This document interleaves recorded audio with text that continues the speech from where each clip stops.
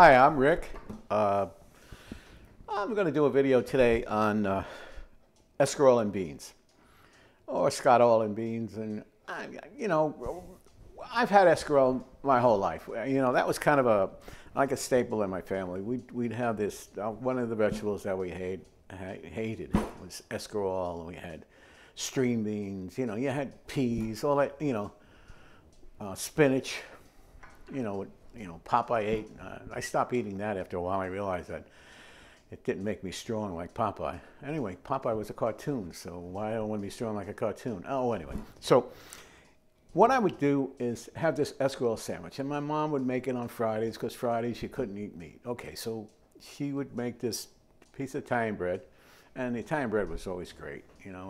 That was part of my job, going to get the Italian bread, especially in the wintertime when it was like really cold, and I'd get a loaf of Italian bread that they just bring out of the oven, and I would carry it home, keep me warm. But the whole inside of the bread was missing because I would pick away at the dough on inside the bread. It was like a long loaf, and they called it, what do you call it? Oh, gavragan. I don't think I've got it right. I'm pronouncing it right.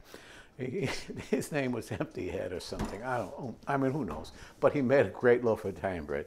Right now, probably the best bread that you're going to get is down the Arthur Avenue, the market. And they call it pane di casa, which means bread of the day. And it's just unbelievable. I mean, there's some great bake shops there. It's kind of, a lot of these grocery stores are doing now, making their own bread, but they can't compete with places like an Arthur Avenue has. Anyway, back to my story. Here we go.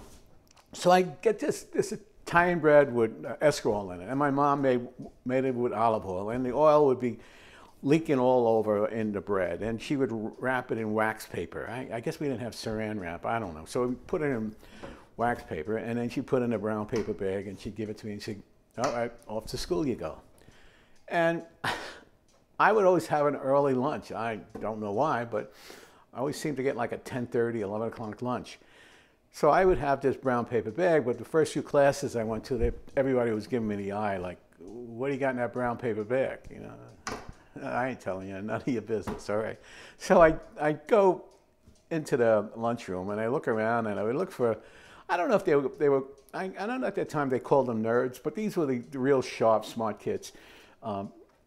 Not that I was dumb, but, I wasn't in their category. So I would look around, and I would say, okay, I'm going to sit with these guys, just to goof on them. And they had those sandwiches, rye bread with ham and cheese with mayo. I mean, I always thought we did mustard. But anyway, and the rye bread was always hard, but they weren't really caring about food. They cared about their conversations or whatever they're talking about, or what was going on in the world. And like, I could care less, I was only caring about what was going on with baseball or football. That's all I cared about.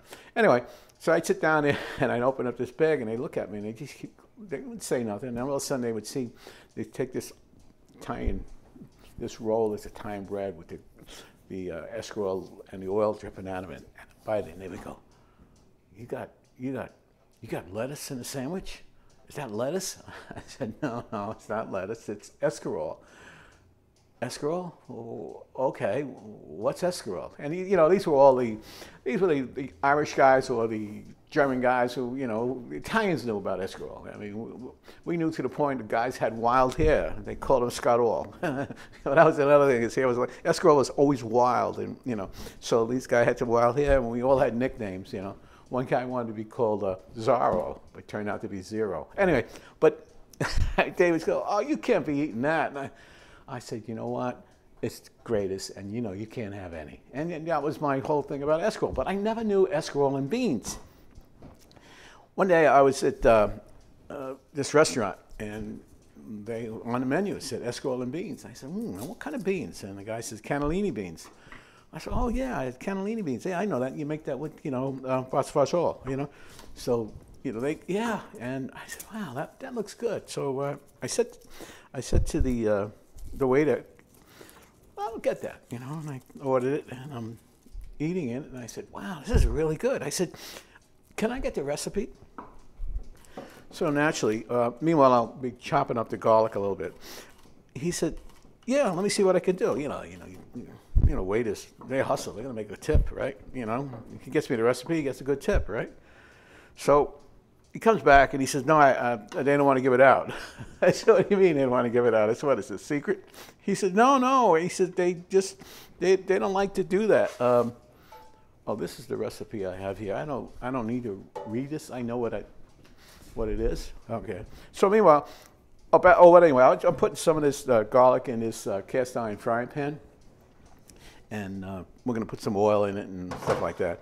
Anyhow, he says, I can't get it for you. They won't let me know. I said, well, I could check the internet and I could get anything I want, But I was just wondering. I said, this was so good. Maybe there's something special that they put in it that I wouldn't find on the internet. The guy says, no, I can't get it. I said, okay, no means yes to me. That's why I was a sales rep. I would go and see customers and they would say, no, we don't want anything.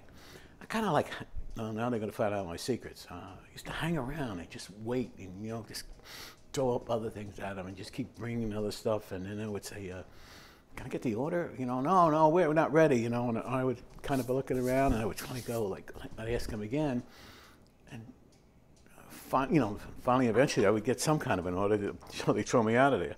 Well, that's the same thing with this. I want to pester this guy again. So I ask him again, and then finally, he says, no. And I'm thinking, what the hell's so sacred about, I say hell? I said, what's so sacred about, escarole and beans? Well, so I decided, I'm going to figure this out. I'm going to make it.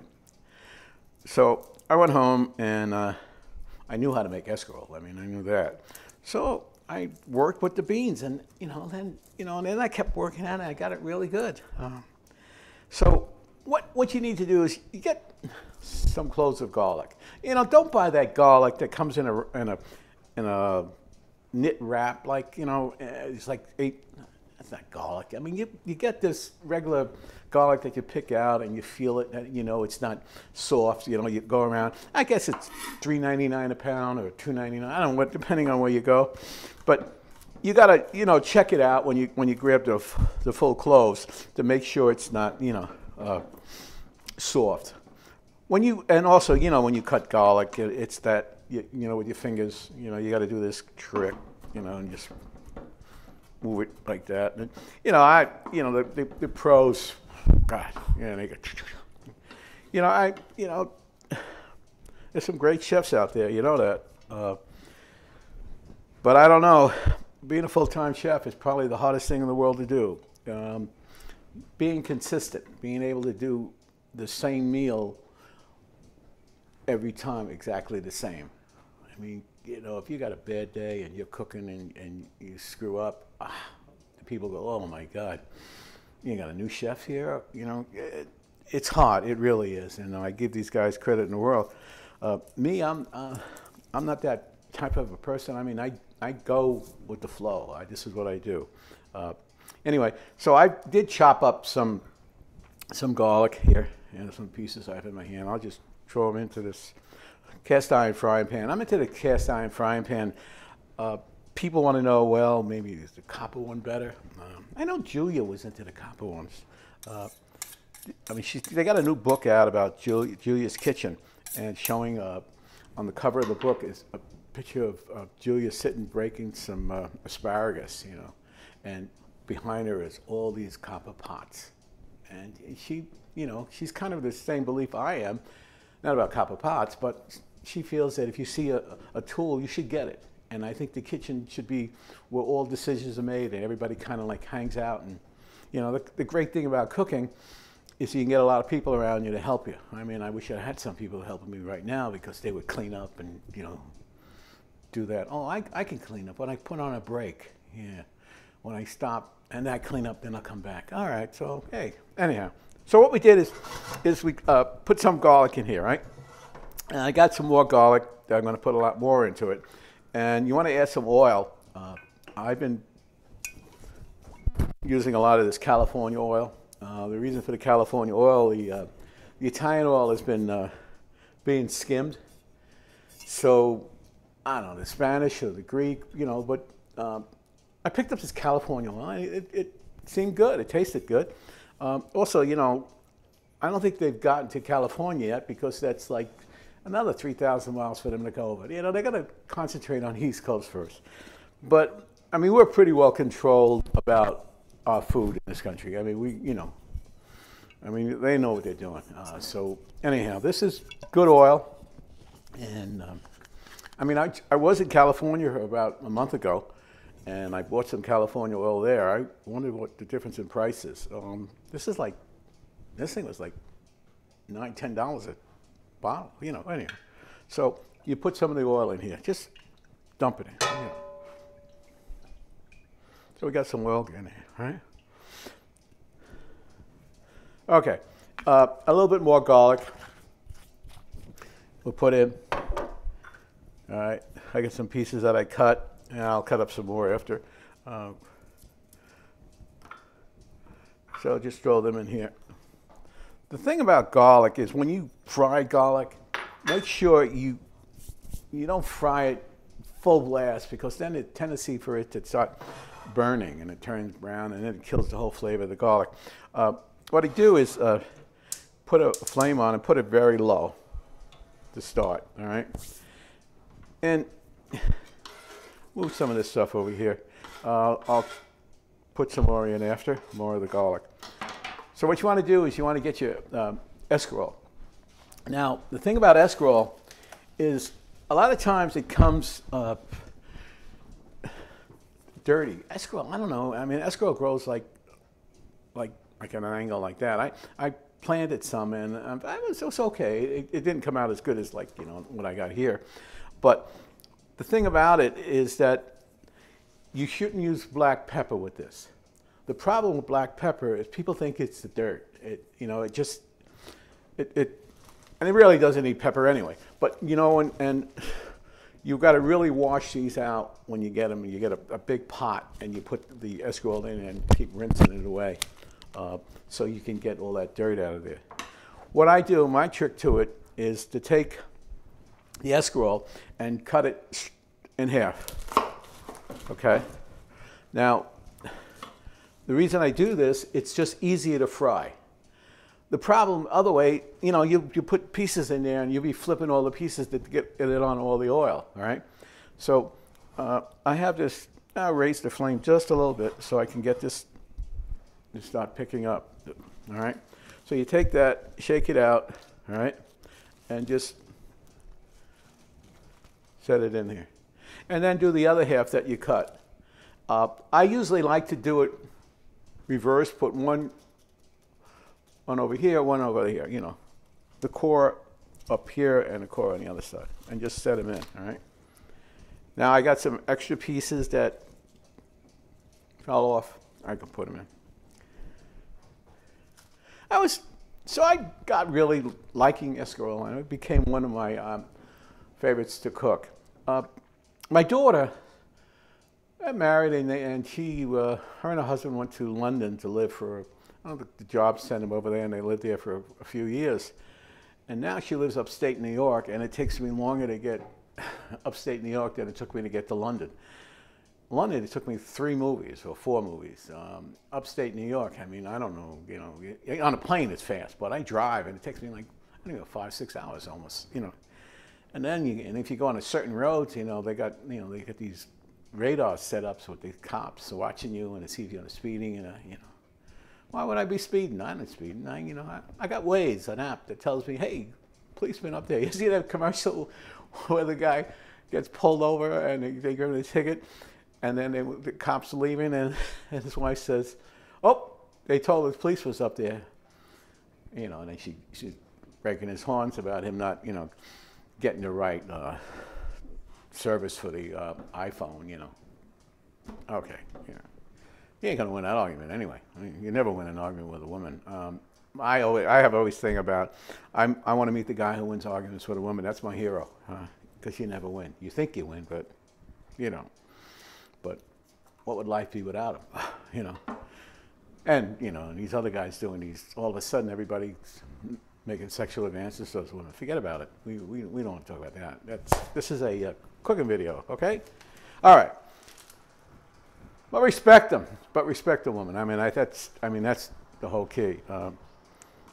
anyhow, so I got this going here, and I'll take the other head, all right? Again, just shake it a little bit, make sure I get all that little water out from, and again, the same deal, just cut it. All right? And let's just take it and put it in here, all right? What you could do, what I do a lot of times is I turn it by my hand, you know. I mean, it's not really that hot, so it's not like I'm a hero saying, oh, I can do this, you know. Like, nah, just do it. Well, anyway, back to the story. My daughter was living in London, and we went to this place called the, when did I get talking about that other stuff? All right. Anyway, we went to this place called the Borough Market. Now, that's my favorite kind of place.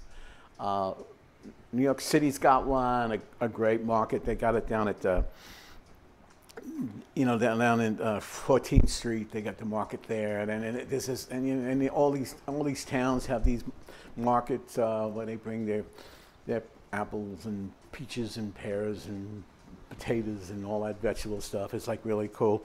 And well, they have this one in London called the Borough Market, and they have everything in there, everything you can think of.